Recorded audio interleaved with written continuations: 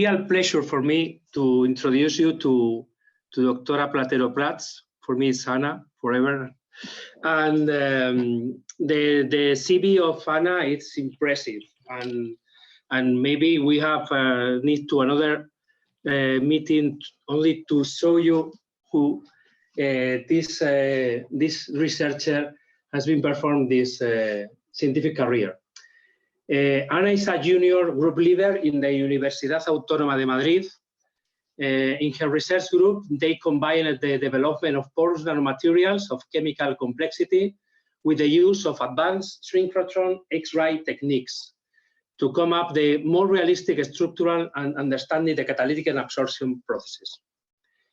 She have obtained her degree in crystallography in 2009 and her PhD in chemistry in 2011 with the award of the Extraordinary Doctorate Award. She carried out his scientific development in different research institutions, such as the Instituto de Ciencia de Materiales de Madrid, under the supervision of Professor Gutiérrez Puebla and Natalia Senjo, and in other research labs. For example, Institut Lavoisier in Versailles, in France, the Università degli Studi di Milano in Italy, in the Berkeley Center Excellent on Porous Material in Sweden, in Argonne National Laboratory in Chicago, in the United States, and she has different awards such as the Intertalentum Marie Curie program, and also the prestigious talent grant of the Comunidad de Madrid. And also now he has a Ramón y Cajal position. She is author of 63 articles in different and high impact multidisciplinary journal with more than 5,000 citations and an H-index of 32. She is recipient of the various awards, such as the Youth Leader in 2022-21, Xavier Solana Awards, and the Royal and other awards of the Royal Society of Chemistry and Physics. Moreover, she has a lot of projects with more than 500,000 euros in funding. So after this long presentation, now is your time, Anna. Thank you very much to accept the invitation, and it's your time. Thank you. Okay, thanks, Victor, for the introduction. So let me share now the screen.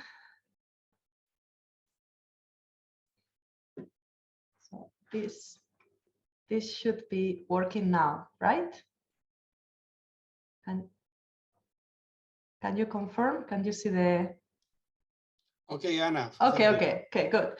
So, so good morning, everyone. I'm really happy to be part of this webinar today and to be discussing about metal organic frameworks. We will discuss as well about covalent organic frameworks for catalytic applications and how can we explore the atomic structures of these materials without crystals. So in particular, we are going to be discussing about a technique which is called per distribution function or PDF analysis. And well, in short, in the next minutes, we are going to be really talking about two things, structure and chemistry. Because knowing how atoms are connected and they bind to each other is one of the most powerful tools we have to tune the properties of new materials. So in this context, of course, crystallographic methods are there and they have been there for many years already.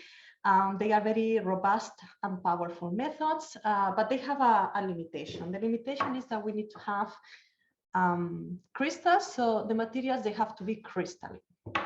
So reality is in material science and in particular in my field of work, porous materials, the reality is that in the last years, researchers have found that when we are able to introduce some kind of disorder, such as local defects, into crystalline frameworks, then we can get very interesting properties, and we can achieve new performances for catalysis and for adsorption. So this, which is, it sounds, and it is actually very interesting for an application point of view, represents a real challenge in characterization, because these materials, which are now far away from being perfect, ideal structures, usually they do not crystallize very well. So that means that it's very, very difficult to obtain crystals of high quality for diffraction experiments. So it's in this scenario where PDF technique, which is a technique that can be applied to any kind of system. So you can study liquids, you can study solids, regardless the degree of crystallinity. So that means that you can study as well amorphous solids, can be applied as one alternative approach to study atomic structures, okay? So another important idea that I would like to share with you is that the structure of materials has different scales. So materials are extended systems, so periodic structures. So the structure can be studied at different scales, okay? Depending on the kind of information that you need to obtain.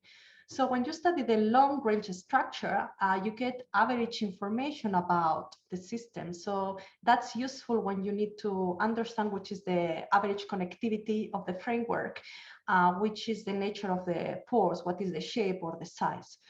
However, for many applications, what we really need to do is to be able to really zoom in into the local scale here. Because it's in this scenario where we can study periodicity of chemical bonds, molecular interactions, and local defects. And in my opinion, is here where we can harness localized properties, which are so important to understand catalysis and adsorption. So one approach to zooming into the local structure is to apply total X-ray scattering. The X-ray total scattering is nothing else than actually a diffraction experiment, which is performed with a high energy source. Typically, we do it in a synchrotron facility, although you can do it as well with laboratory equipment. When we perform a total X-ray scattering, something very beautiful is that we obtain simultaneously the Bragg diffraction and the diffuse scattering. The Bragg diffraction, most of us, we are very familiar with. It's gonna give us information about average structure, like atomic positions, cell parameters, occupancies, which is certainly a very important information, okay? But on the other hand, when we do a total X-ray scattering experiment, we obtain the diffuse scattering, which typically has been regarded as the background in your data, okay? But the diffuse scattering is important. We need to learn how to analyze it because it contains the two-body correlations of which are linked to chemical bonds, distortions, defects, and so on, this kind of periodicities. So when we do the X-ray total scattering experiment, the next thing that we can do is a Fourier transform of this data. And if we do that, we are going to obtain this, which is a real space mapping of all the distances that you have in your material. This is what we call the pair distribution function profile, or the PDF profile. And here, just to show you an example, this is a PDF that we collected on a metal organic framework, which is a kind of porous material, okay, which contains zirconium oxygen clusters. So this is the pair distribution function profile. One of the beauties of this technique is that since we work in the real space, the interpretation of the data is quite straightforward. So we are going to obtain a profile with peaks, and those peaks, we can interpret them quite easily. So the peak position is going to correspond directly to the atom distance. So in that case, this PDF is telling me that at 2.1 angstroms, I have one atom distance in my material. And as well, the intensity, so how high this peak is or how low, is going to tell me about the number of atoms, the coordination number. So how many atoms are specifically located at this distance. So as a chemist, you can understand how powerful this technique is to elucidate the structure of a new material, okay? So now in the next minutes, what I'm gonna do is to walk you through different examples that we have done in the last years, where I think we have shown the powerful of the PDF technique to study the structure of non-ideal metal organic frameworks, okay? So this is the first work that I would like to discuss here with you today. Is a work that is actually from my postdoctoral period with Professor Chapman at the Argonne National Lab. Now she's located at the Stony Brook University in New York. So what we did with Karina, we were working with this metal organic framework. A metal organic framework is a porous material, so is an architecture, regular architecture that is composed of organic ligands and metal clusters. Typically, it's not always, but typically these clusters are composed of metals and carboxylic ligands. So this is why we talk about metal oxo clusters, okay? In this case, the material is composed of zirconium. So from now on, I'm gonna say zirconia clusters. So we were working with this platform, NE1000, is a mesoporous metal organic framework, and we were performing chemical modifications for giving catalytic properties to this material, okay? So the first thing we did as a characterization team, and that was a collaboration with groups in Northwestern University with Professor Farha and Professor Hab. So what we did is to perform an in situ experiment. So that means in situ means that you perform an experiment under conditions which are relevant for your synthesis or for your application. So in our case, we perform an in situ experiment to understand conditions relevant for the activation of the sample to perform chemical modifications. So to do so, we collected simultaneous continuous PDF data changing the temperature, so going from 50 degrees until 350, and then we collected simultaneous PDF data, okay? And this is the results. So this is only a detail, so I don't show you here the whole PDF of this material. What I show you is just a detail from 2 angstroms until 5 angstroms, because this is the periodicity that I need to understand the structure of my zirconia cluster, okay? And this is what I really want. So I want to understand if there are changes under conditions which are relevant for the activation of this material, okay? So in blue, we have data collected at low temperatures, and then in the reddish colors, we have the high temperatures. So let me start by the peak on the left side. So this is the peak at around 2.1 angstrom. So this is associated with metal oxo distances, the zirconium oxygen distances. So what we see during the ex situ experiment, this was expected, okay? So what we see is a decrease in intensity and a contraction of the chemical bond. This is expected because when we hit the material, what is gonna happen is that we are gonna lose water molecules because they are labile molecules, ligands, okay? And then since in my material now, we are gonna have a larger population of hydroxo and oxo groups, that means that the average zirconium oxygen distance is gonna appear contracted, okay? Because I lose water molecules and then I have more hydroxo and oxo groups. That was expected. What was completely unexpected for us is what we saw for the first time here, okay? Let me walk you slowly through this finding. So at low temperature, what we have is a single peak, which is centered at 3.5, and that makes sense if we consider the structure. This is single crystal data.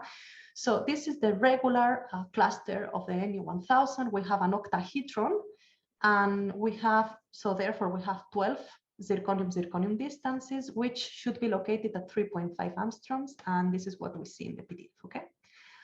However, when we increase the temperature, what we see is that this intensity is progressively decreasing, and then we see the appearance of two new peaks at shorter and at longer distances. So this is a shorter zirconium distance, which is new in my material.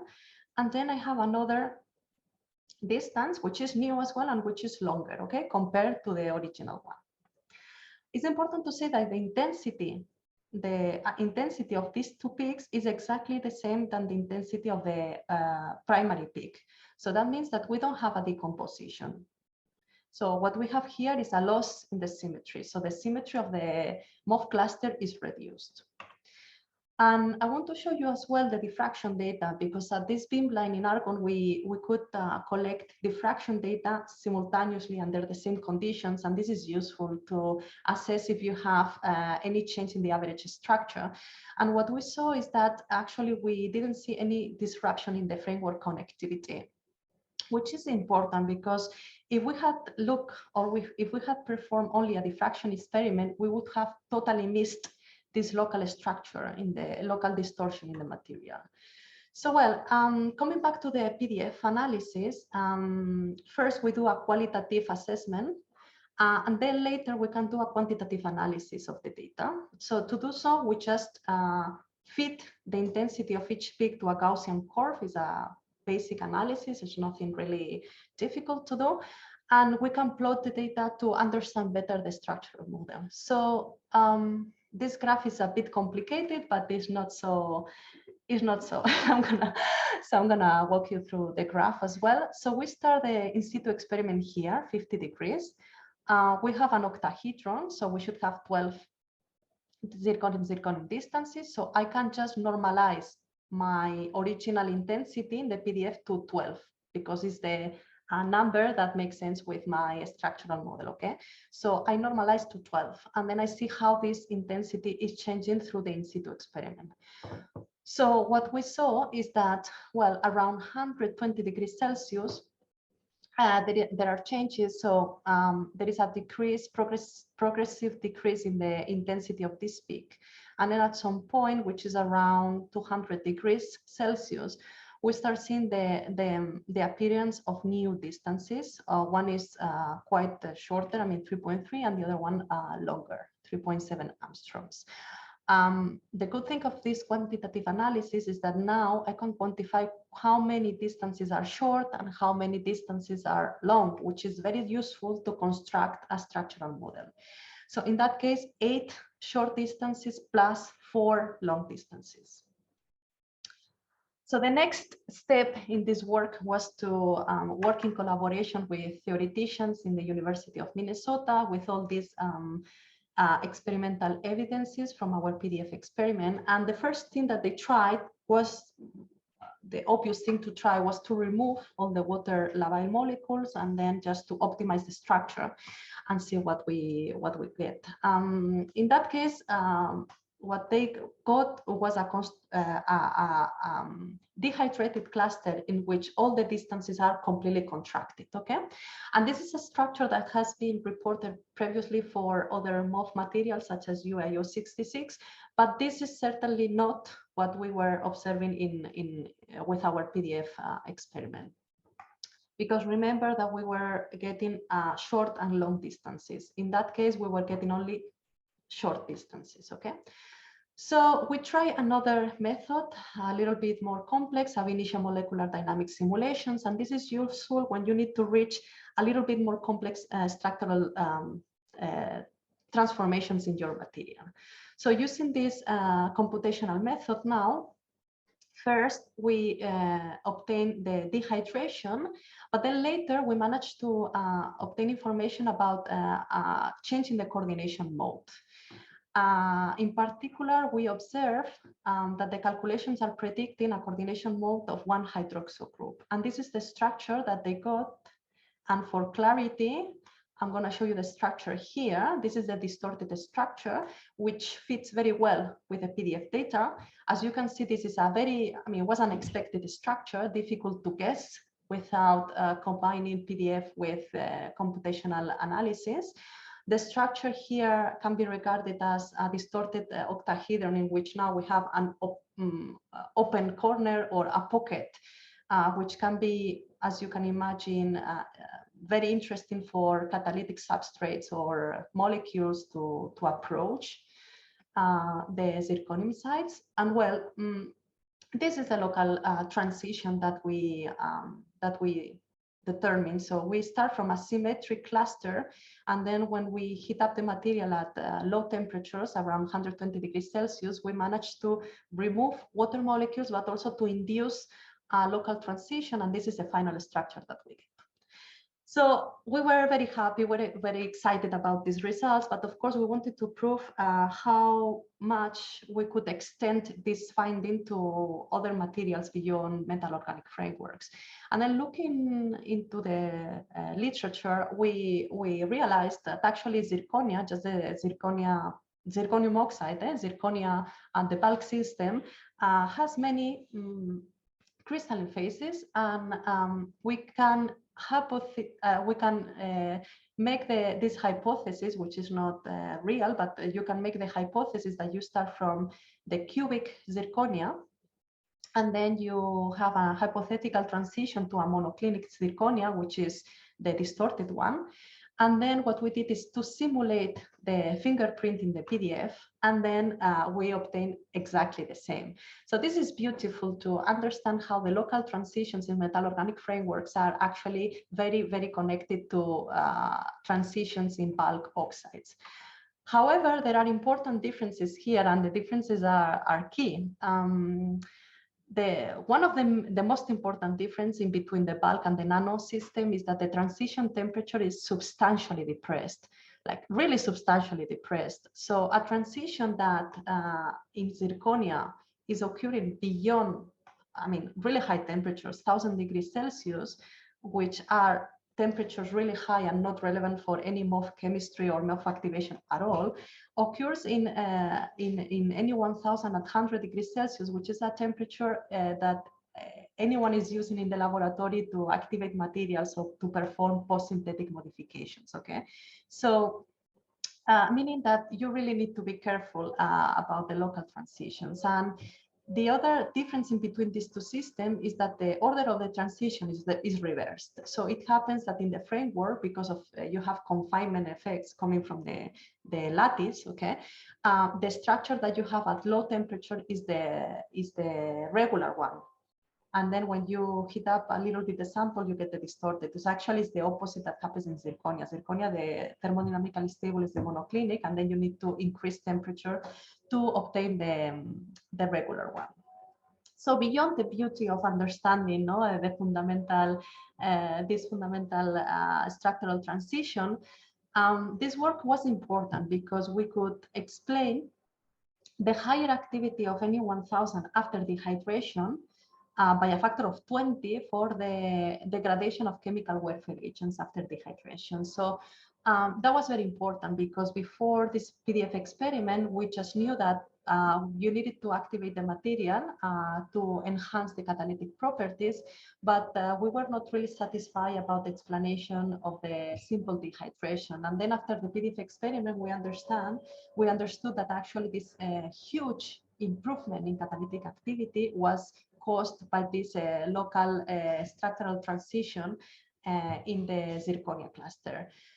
So beyond using any 1000 as a catalytic platform and to study very well the support, the catalytic support, later we did as well chemical modifications, and this is one example. So in here we incorporated copper clusters, which are active for many catalytic reactions. But here the important thing, what I want to stress is how can we characterize these clusters into the porous material. So this is my NE1000 now with the copper clusters, and the PDF analysis can show you as well the new correlations, the new distances, which are linked exclusively to the copper cluster. So you can identify not only copper oxygen, copper, but also you can identify copper zirconium, which demonstrates as, therefore that you have the copper clusters connected to the zirconia nodes. And this is very important for the final application. So with this material, we perform similar in situ experiments combining diffraction and PDF. Here, our goal was to understand the catalytic conditions. So the in situ experiments were were like this. So this is the profile. So first of all, we heat up the material until 200 degrees, and then we expose the material to a reducing atmosphere, so hydrogen, helium, for 2 hours at 200 degrees, because this is the activation step that our collaborators were doing in the laboratory. After that, we were cooling the material and then expose it to oxygen, because we wanted to understand the activation process as well. So here in the diffraction, we were observing already many changes, many more than, if you remember, NE 1000. So let's look at the PDF data. So in the PDF data, we can see how this is PDF data at room temperature before exposing to hydrogen. What we have is copper to oxo clusters. And then as soon as you expose the material with hydrogen, 200 degrees, this is super fast. So the first data set that you get under reducing conditions at high temperature, what you can see is the formation of really small nanoclusters of copper 0 and copper 1. This is really fast. And then what happens during this process that you expose, that you let the material stay at 200 during 2 hours, what happens is that the copper 0 nanoparticles, they grow to estimated size, up to the estimated size of 4 nanometers. And then when you expose, now you open your system and you expose it to oxygen, this copper 0 is oxidized to copper 1. So that was really nice to understand, first of all, which are the active species in the material. So what are the species that we really have under catalytic conditions? Because remember that we have, so what we were incorporating in the material is copper 2+. So with PDF, we can really determine which is the crystal structure. So it's copper 0 and copper 1 oxide. And also we could understand better as well what are the deactivation mechanisms in this material. So the formation of the oxidation of the copper 0 to copper 1. More lately, so more recently, this is work done by Celia, Dr. Castillo Blas, who is now located in the University of Cambridge with Thomas Bennett. She was postdoc in my group. So Celia, what she did in my group is to develop materials for degrading water pollutants. And to do so, she took another zirconia MOF, MOF 828, and then she incorporated iron sites. And then she tested the materials for femton reactions. So this is a material, so you can understand how difficult, because we don't have single crystals. So how difficult is to prove, to demonstrate which is the structure of these iron sites inside the material under conditions relevant for catalysis. Okay, it's a challenge.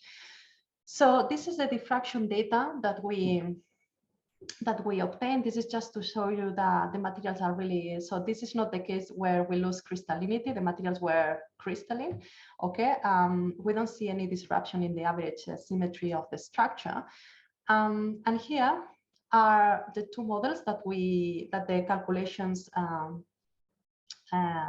suggested. So we had this model in which the iron clusters are attached to one zirconia node. Say this is the expected model. This is similar models have been reported in the literature for other MOF materials. So the catalytic cluster is attached to the MOF cluster, and then it's just pointing towards the pore, so they are accessible to the catalytic substrates. But our calculations were showing us as well this possibility. This is a structure in which now the iron sites are acting as a bridge in between zirconia nodes. And more interestingly, the iron-iron distance between, in this model compared to this model are different. So this is a very nice situation in which we can prove, we can use PDF to demonstrate which local structure we have. So this here are the PDFs. We call the total PDF, so it's just the regular PDF, say. And this is a PDF that comes in a different flavor. So let me explain you. This is the differential PDF. Differential analysis of the PDF data means that what we are doing is to compare two states.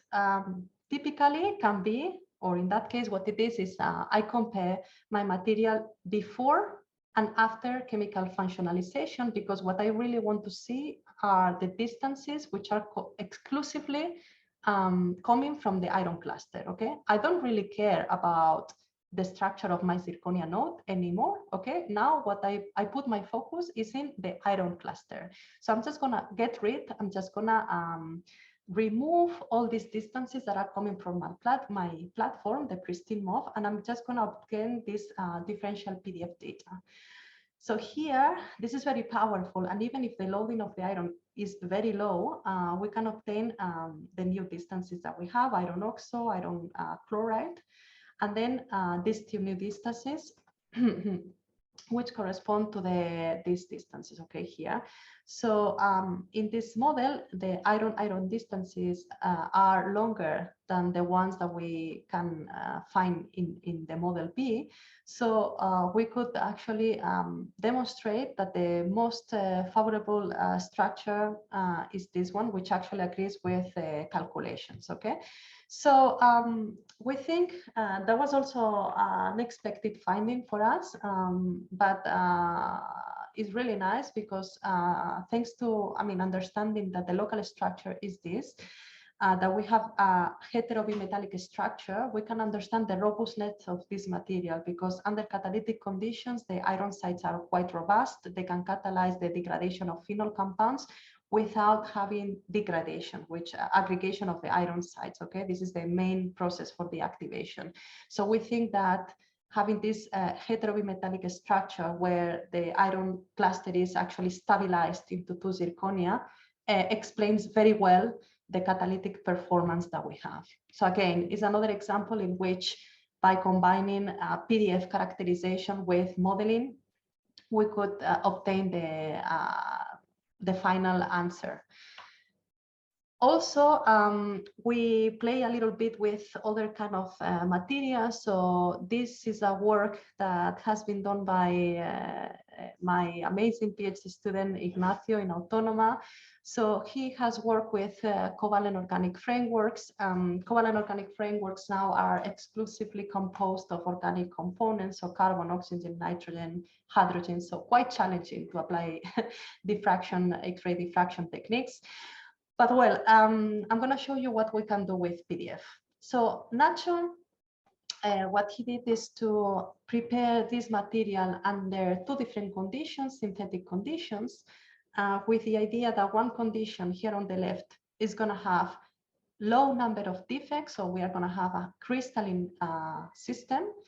And then on the right, we use conditions in which we have a high number of defects, okay? So this would be the disorder material. This is an imine, is a COF, is a layer COF, which is composed of imine linkages, okay? So when you have a defect here, let me explain you a little bit more what we understand by a defect. The defect in this material is a result of the hydrolysis of the imine linkage. So when you hydrolyze an imine, what you get is a aldehyde and an amine. So whenever I say a defect in this material, what I say is that instead of an imine, now we are going to have a aldehyde and an amine. And those are coordinative groups. So those are very interesting groups for absorbing catalytic substrates as well. So we were very interested about this system, the system with high number of defects. But before moving forward, we thought that we really needed to understand what is the structure, the local structure of this COF when we have defects. So because when you break this imine through hydrolysis and you obtain aldehyde and an amine, these two groups now, they can have different conformations. One conformation is the cis conformation of the defect, in which, let's say like this, so both the aldehyde and the amine are going to be pointing towards the same group. And the other conformation of the defect is a trans conformation of the defect, in which my aldehyde is going to be pointing to one pore and the amine is going to be pointing to a different pore. And we should expect different energies and therefore different properties for these two materials, to the same material, different conformations of the material. So our calculations, they show that the trans conformation of the defect is favored. So it's very unlikely that you're going to have a aldehyde and an amine pointing towards the same group. So it's very unlikely that the palladium is going to coordinate to an aldehyde and an amine, okay? Because this is what we did next. What we really wanted to do is to apply this material with defects to incorporate palladium, okay, which is a typical catalytic metal for, well, it can be used for many catalytic transformations, but in our case, we study Suzuki-Miyauri couplings.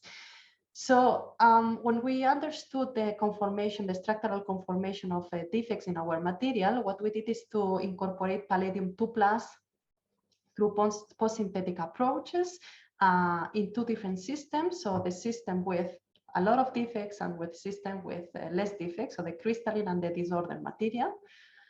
This is the kind of diffraction data. I wanted to show you here the diffraction data due date is really bad because these materials are per se not very crystalline, okay? And the next step that we did is to understand the possibilities of palladium for coordination. So once we know that we have a material in which we have defects, our question was, okay, where does it go, palladium? Is it gonna coordinate to the pristine sites, or is it gonna coordinate to the defects? And to answer this question, we need calculations. We need to know which conformation is more favored.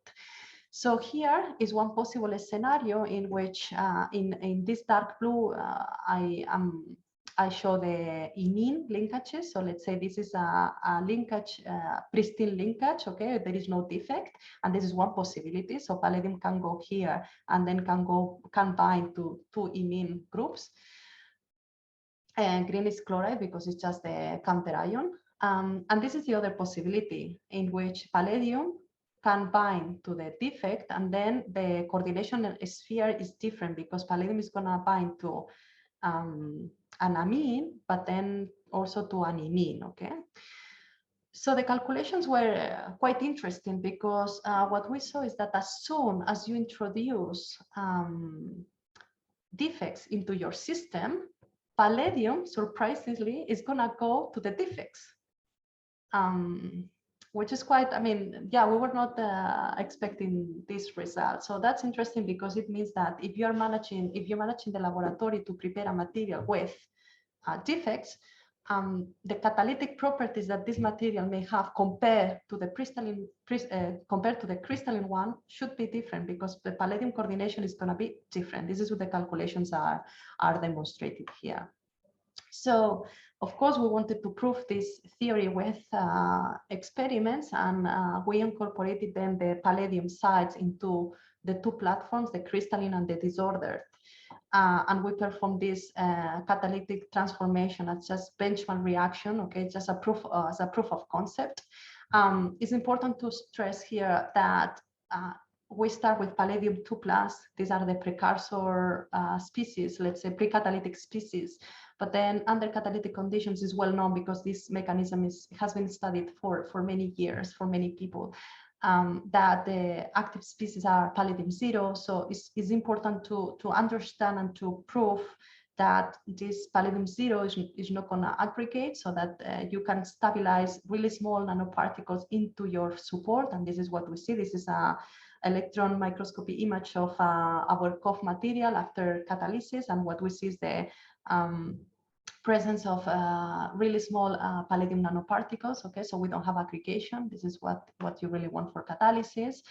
And then after performing catalysis, we did some X-ray absorption spectroscopy experiments at Soleil. We studied samples before and after catalysis, just to understand better what are the changes in the coordination sphere of palladium and also connected to the oxidation state of palladium, because this is what X-axis is very useful for. And here I show you the data for the two systems. So early means this material in which we have prepared the material under fast conditions, under fast synthetic conditions. So we have a lot of defects, and this is the crystalline material.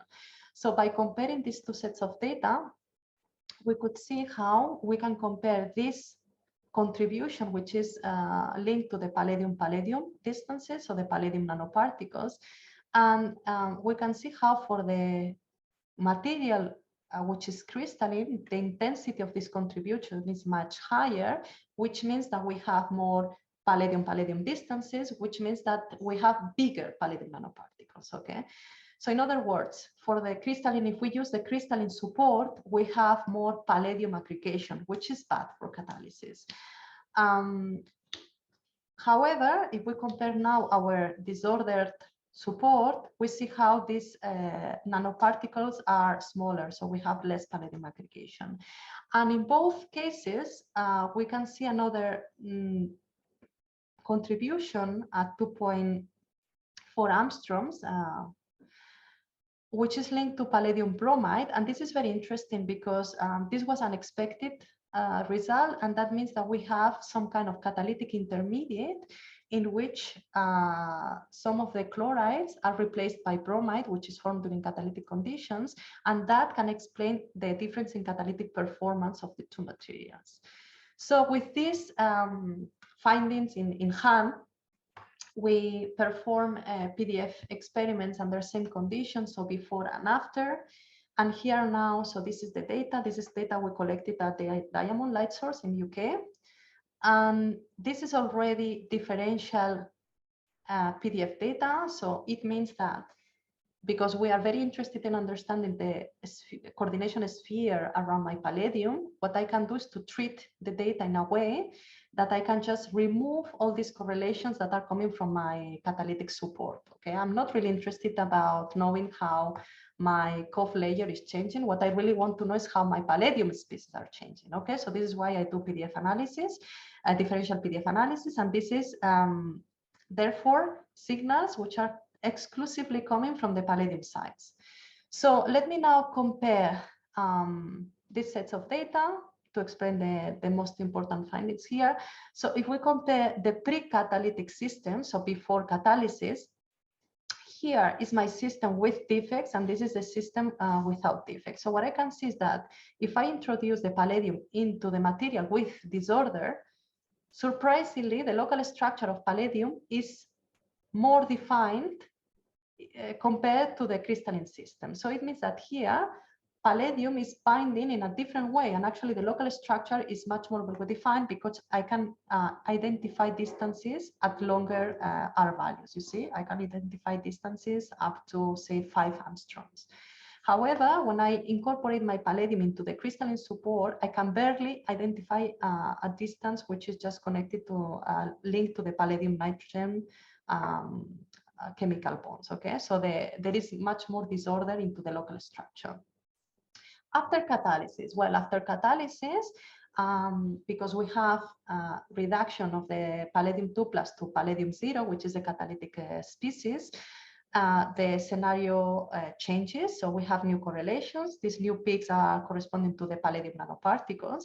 And in agreement with the X-axis experiments, we see how for the early metallation, you see that the intensity of these new peaks is lower compared to the crystalline material, which is in agreement with the presence of smaller nanoparticles.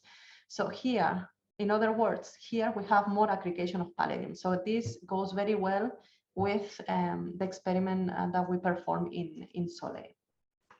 But beyond this qualitative analysis that I was showing you, that we can compare this and the other, we can go one step further and we can quantify as well. We can do Rietveld refinement of the PDF data. And this is important when you want to estimate, for instance, which is the, first of all, you can demonstrate which is the crystal structure, okay? And also you can estimate which is the crystal size. So this is what we did. So this is the differential PDF data after catalysis. Remember that here what we have is palladium nanoparticles and a new reaction intermediate in which we know that we have palladium bromide chemical distances, sorry.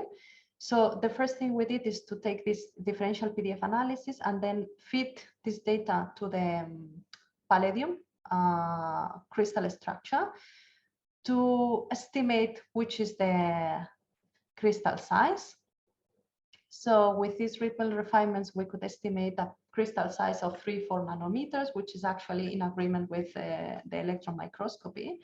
And then this is the residual. In the residual, what you get is whatever doesn't fit with your structural model, okay? And what fits with what doesn't fit with the structural model is this the palladium bromide intermediate. So this is the distance, palladium bromide, and these are the coordination sphere. And this is the structural model that we could obtain with computational modeling as well. So that was very interesting, was unexpected, as I said. So that result demonstrates that during catalytic conditions, some of the chloride groups are able to leave the palladium site and are replaced by bromide groups that are produced during the catalytic reaction. So that explains better or worse performances of the material. So that's really interesting, and we couldn't obtain this information without PDF at all. Okay. So I hope these examples have show you that defects are everywhere, that even when you are working with crystalline materials or expected crystalline materials such as metal organic frameworks or covalent organic frameworks, you have defects there. Sometimes maybe you actually want to incorporate more defects if you want to tune catalytic properties. That the structures of the catalytic metal sites within porous materials are richer and more dynamic than we all thought at the beginning. So it's important to apply tools, or at least be aware of it. At least, yeah, be aware of it, that we might be simplifying a structural scenario which is complex and dynamic, okay? And finally, that the precise knowledge of the local structure is imperative to better understand catalytic performance of materials. And this is what we are trying to what we are trying to show in my group with studying metal organic frameworks and covalent organic frameworks with PDF experiments and their conditions relevant for catalysis and for adsorption. So to finish, I want to thank you. I want to thank you, of course, and to thank the members of my group who are actually the people who do all the job here. I'm just explaining their results. So yeah, thanks. And also to the funding agencies, because without money, you can't really do what you like the most, which is working on science and research.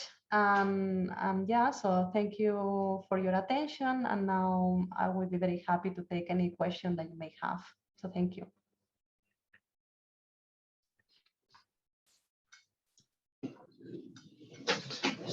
Okay, so really thanks, Anna, for this interesting talk. And now it's time for questions. You can write the question in the chat, or if you want to ask directly to Anna, just tell me, and then we can open your microphone.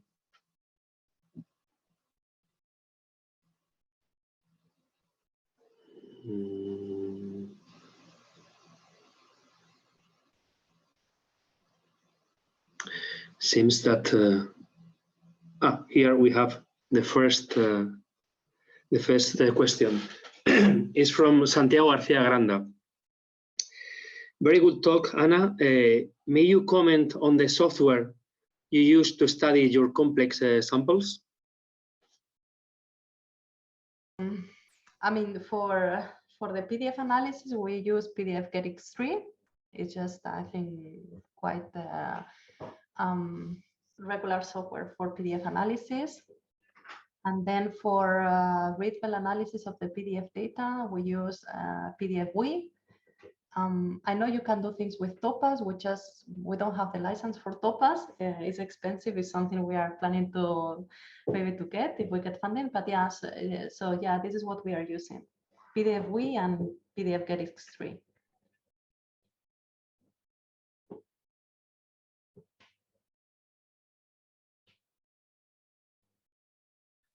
Okay.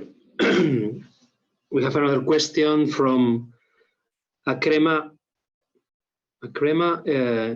How to use whether the framework materials is interpenetrating structure? If it is, how to use the degree of this interpenetrating network? I mean, there are, in my opinion, maybe, I mean, if you're asking me if we can apply PDF to study the interpretation, I think there are better techniques to do so. Like I'm just thinking about, I mean, you can study the porosity, you can study just with diffraction. Many times you can see changes in the symmetry of the lattice if you have interpretation. If you are lucky and you have single crystals, then there is no point to, to just do single crystal diffraction. It's going to give you the atomic structure. So if you're asking if we can study this by PDF, I would say yes, but of course you need to have some preliminary model. I mean, you cannot start ab initio with PDF because this is a very difficult answer to elucidate if you have interpretation in your system. So, but if you have two models, like non-interpreted and then interpreted, and then you just want to see with PDF if you have possible, I don't know, you can have a transition from non-interpreted to interpreted under different conditions. That's a straightforward experiment. Yeah. Yeah, welcome. Okay, more question directly from the GE3C production. Maybe it's Fernando. How often is the complementary use of X-ray spectroscopies, SAX or SANEX or whatever, in PDF studies? I think most of the times, like, because I'm a convinced user of PDF. I think PDF is very useful, and PDF is a really nice alternative to study things that can't study otherwise. Okay, but on the other hand, I always say that we need to combine this information with other techniques, with modeling. So we use modeling a lot in our research. Yeah, so I think it's highly complementary to other techniques. But it's like I think most of the things, most of the techniques are complementary because you can't really get all the information from one technique. So yeah. Okay, I can read here that Herme Garcia has two questions, so maybe he wants to answer you directly. Mm-hmm. Mm-hmm.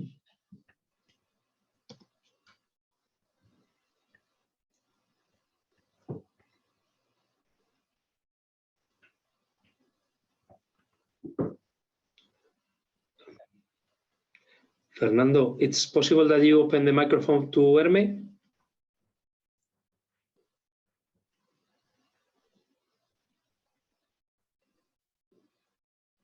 Maybe no. It's open, I think. Hello, hi. Yes, we can hear you. Wait, now.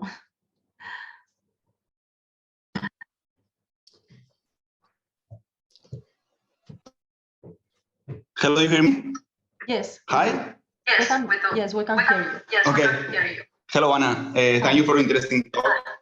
It was very nice to watch your findings. I have two questions. One maybe is too basic for you, but for me this is something new. So, what is the main difference between normal XRD and synchrotron XRD? I mean, I can do this analysis with a regular XRD machine, or I need another more powerful equipment. It's an interesting question. So no, you need to. So for PDF, for total scattering, what you really need is to use high energy sources, because you need to really compress the reciprocal space a lot because you need to get information about the diffuse scattering.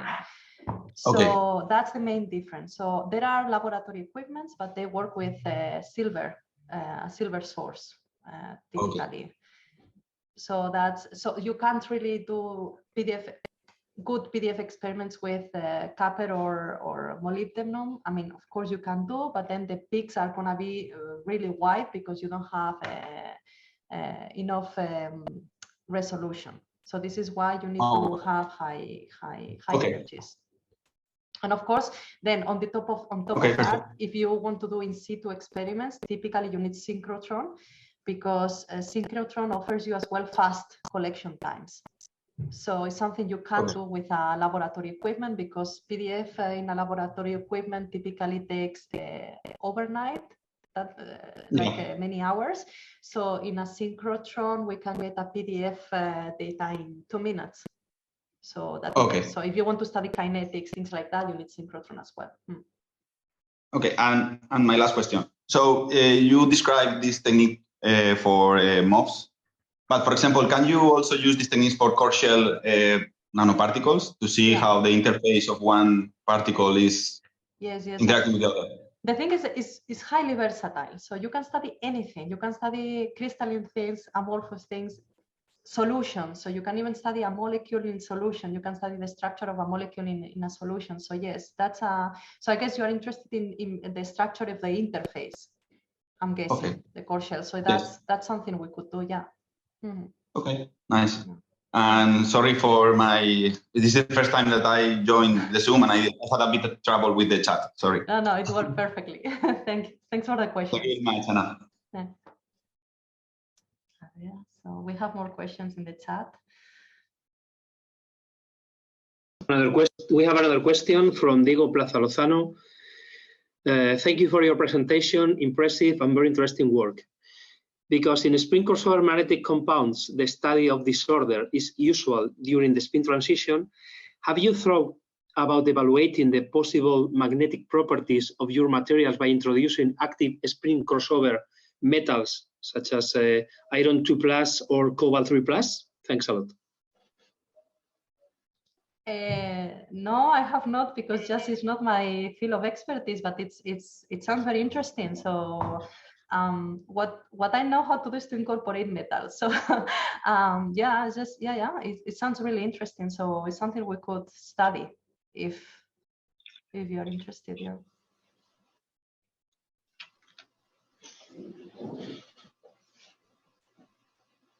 Okay.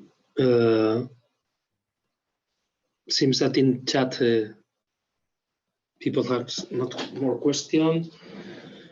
I have one question. Maybe it's the same question that I have performed several times. It's related to amorphous systems, because as you answer to Herme, this is a very powerful tool, even not only for crystalline materials, but also for liquids or even amorphous system. So, taking into account the not only the amorphous nature of the polymers, for example, but also the random possibility of the vacancies, do you think that it's possible to extrapolate these studies to disorders or vacancies in amorphous materials? Yeah, there are different degrees of complexity within amorphous system. Polymers are maybe one of the most complex systems. So the problem with polymers, in my opinion, is the modeling more than the PDF itself. So eventually, as I said, we need modeling to contrast our experimental data, because we need to contrast our experimental data against the structural models. And in the case of polymers, it's very difficult to do that. But there are people doing it, with large box approaches. So I think, in other words, I think right now is very challenging, but I'm confident that it's gonna, in the next 10, 20 years, it's gonna be straightforward. because the PDF technique and the modeling, which is linked to this characterization, has evolved so much during the last years, and now we are doing things that 5 years ago were like impossible to do. So I'm confident that in 10 years we are going to be studying the structure of polymers with PDF. But yeah, so right now the bottleneck is the modeling, in my opinion. Okay. So, no, seems that no more questions. There's another question, but no more question, I think. So, seems that all the things are clear and the people who has more question. Many thanks again to accept the invitation to participate. Oh, one moment. I think that we have another last question, a very interesting question from Santiago Alvarez. Congrats, Ana. I figure out that you use the sum of atomic radii as reference, but are there ambiguities in the assignment of the PDF peaks? Yes, good question. Yes, that's a very good question. And so yeah, PDF typically doesn't give you chemical information, so you can have ambiguities in the assignment. So one approach, what you can do is we call it partial PDF, so it's to perform PDF with energies which are close to the absorption edge of a specific element in your sample. Say in your sample you have zirconium. So what you can do is to perform PDF, to collect PDF data close to the absorption edge of zirconium and then far away. And then you are going to see changes in the intensities, changes in the intensities that you can then correlate to the chemical information. But it's always the criticism with this technique that we don't get chemical information. So this is why we combine it with XAFs or with other techniques. But if you have possibility to do partial PDF, so PDF changing the energy value during the experiment, that's a way to go. But yeah, this is typically one of the concerns, that there are ambiguities, as most of the time it's not so easy to assign the peaks if the chemistry of your sample is complex.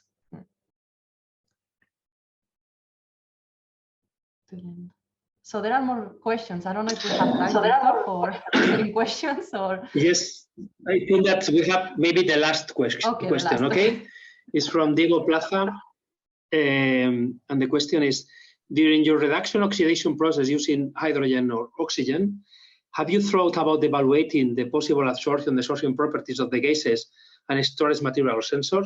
Again, thank you. Yeah. This is actually. This is something that we are doing in the group already, because so you can now expose so this is quite so it's possible to do PDF experiment under different gases. So say something we are doing now in the group is the sensors for NO2. So you can expose the material to NO2 and then identify how the NO2 is binding to the metal, because this distance is something we can identify with PDF and their working conditions. So yeah, this is one of the applications of the PDF. No, thanks. Okay, so now we don't have more time for additional questions. So now again, thank you very much to accept the invitation. Congratulations for your work and for your talk, and I hope to see you soon. Okay, thank you. Okay? Bye. But not virtual. Bye. Okay. Bye, Ana. Bye-bye.